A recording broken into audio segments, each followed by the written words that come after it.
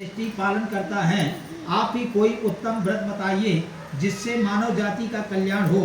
तो देव ऋषि नारद जी के वचनों को सुनकर भगवान विष्णु ने कहा कि हे देव ऋषि नारद जी, हम आपके दयामय वचन सुनकर प्रसन्न हुए हैं। हम आपको ऐसा व्रत बताते हैं जो पूर्व में ब्रह्मा जी ने भगवान सूर्य से कहा था, जिसके पुण्य से मानव दुख रहित होकर अनेक सुखों को प्राप्त कर अंत में मेरे लोक में आश्रय पाएगा। इसमें कोई संशय नहीं है।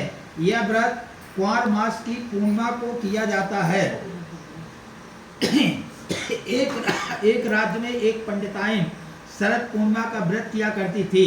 व्रत पूर्ण होने पर पूरे विधि विधान से यज्ञ दान आदि करती थी। व्रत के पूर्ण प्रभाव से पूजन में उपयोग किए गए बर्तन स्वर्ण में बदल जाते थे।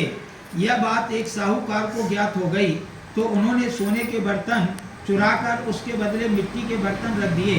पंडिताइन को जब यह ज्ञात हुआ तो वह अत्यंत दुखी हुई एवं भगवान से प्रार्थना करने लगी कि हे भगवान, जिसने मेरे बर्तन चुराए हैं उनके पुनः मिट्टी के बर्तन हो जाएं और मेरे मिट्टी के बर्तन सोने के हो जाएं।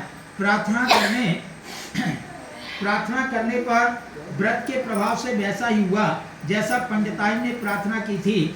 साहूकार को अपनी गलती का एहसास हुआ। तब उसने यह बात अपनी पत्नी को बताई।